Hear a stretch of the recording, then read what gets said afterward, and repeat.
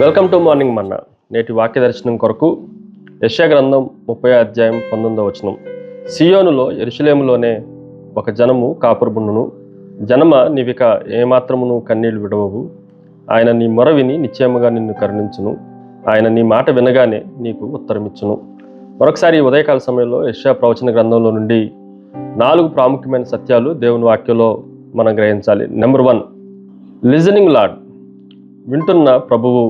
అందుకే దేవుని వాక్యంలో ఆయన నీ మొర విని ఆయన నీ మాట వినగానే అన్న మాట రాయబడతా వచ్చింది. ఈ మాటలు మనం జాగ్రత్తగా ఆలోచన చేస్తే మనం చేసే ప్రతి ప్రార్థన, మనం పెట్టే ప్రతి మొరను దేవుడు వింటున్నాడు అన్న సత్యాన్ని మనం గ్రహించాలి. అంత మాత్రమే కాదు, దేవుడు మన ప్రార్థనలన్నింటినీ వినటానికి ఎల్లప్పుడూ సిద్ధంగా ఉన్నాడు అన్న సత్యాన్ని కూడా మనం జాగ్రత్తగా ఆలోచన చేయాలి.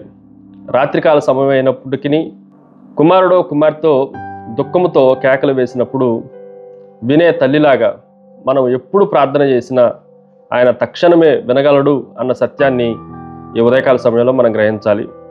మనం చేసే చిన్న చిన్న గుసగుస కూడా అది పరలోకానికి చేరుకుంటుంది అన్న సత్యాన్ని మనం గ్రహించాలి. రెండో విషయాన్ని మీకు జ్ఞాపకం చేస్తాను. లవింగ్ రెస్పాన్స్, ప్రేమపూర్వకమైన ప్రతిస్పందన. దేవుని వాక్యంలో నిశ్చయముగా నిన్ను కరుణించును, నీకు ఉత్తరమిచ్చును అన్న మాట మనకు కనిపిస్తూ ఉంది. దేవుడు ఆయన కోపంతోనో లేదంటే శిక్షతోనో మనల్ని, మన ప్రార్థనలు ఆలకించేవాడు కాదు. ప్రేమపూర్వకంగా, కరుణతో, జాలితో వాటిని వినేవాడు అన్న సత్యాన్ని మనం జాగ్రత్తగా ఆలోచన చేయాలి. ఒక వీక్ స్టూడెంట్ పట్ల ఒక ఉపాధ్యాయుడికి ఉన్న ఒక మంచి హృదయం లాగా దేవుడు కూడా మన పట్ల, మన బలహీనతల పట్ల ఆయన దయగలిగిన హృదయాన్ని, కరుణ కలిగిన హృదయాన్ని ప్రతిస్పందనగా మన ప్రార్థనను ఆలకించేవాడుగా ఉన్నాడు, వినేవాడుగా ఉన్నాడు అన్న సత్యాన్ని మనం గ్రహించాలి. మూడో విషయాన్ని మీకు జ్ఞాపకం చేస్తాను. It is a longing heart, ఆశ కలిగిన హృదయము. జనమ నీవిక కన్నీళ్లు విడవవు అని చెప్తున్నప్పుడు దేవుడు మనకున్న ఆవేదనని, మన కన్నీళ్ళన్నిటినీ చూసి ఆయన దూరంగా వెళ్ళిపోయే దేవుడు కాదు. తప్పిపోయిన కుమారుడు తిరిగి వస్తాడు అని ఎదురు చూస్తున్న తండ్రిలాగా, చేతులు చాపి కౌగిలించుకుంటున్న తండ్రిలాగా ఆయన మన కన్నీళ్లను చూసి ఆకాంక్ష కలిగిన హృదయాన్ని ప్రదర్శించే దేవుడుగా ఉన్నాడు అన్న సత్యాన్ని మనం గ్రహించాలి. చివరిగా 4వది, లాస్టింగ్ ప్రజెన్స్, శాశ్వతమైన సన్నిధి.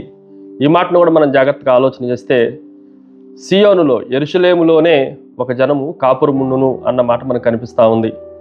సియోనులో, యెరూషలేములోనే ఒక జనముతో దేవుడు కాపురముండేవాడు. బాధలన్నీ తీర్చిన తర్వాత, మన దుఃఖం అంతటినీ, కన్నీటినంతటినీ తూడ్చిన తర్వాత దేవుడు మనల్ని విడిచిపెట్టి వెళ్ళిపోయేవాడు కాదు. ఆయన శాశ్వతంగా మనతోనే జీవించేవాడు. ఆయన సన్నిధి మనతోనే ఉండేది. ఆయన ఉనికి మన కుటుంబంగా, మన నివాస స్థలాల్లోనే మనతో పాటు జీవనం చేసేవాడు అనే విషయాన్ని, సత్యాన్ని ఈ ఉదయకాల సమయంలో మనం గ్రహించాలి. ప్రార్థన. సకల ఆశీర్వాదములకు కారణభూతుడు తండ్రి, మరొకసారి మా కన్నీటినంతటినీ తుడిచి మాతో సహవాసం చేసి నీ ఉనికిని, నీ సన్నిధిని మా మధ్య ఉంచి మా మొరలు ఆలకించి మమ్మల్ని గొప్ప ఆశీర్వాదంతో ఆశీర్వదించే దేవుడు అని మరొకసారి మిమ్మల్ని స్తుతిస్తూ, ఆరాధిస్తూ, గణపరుస్తూ యేసుక్రీస్తు శక్తి కలిగిన నామమున అడిగి వేడుకుంటున్నాం తండ్రి. ఆమెన్. God bless you.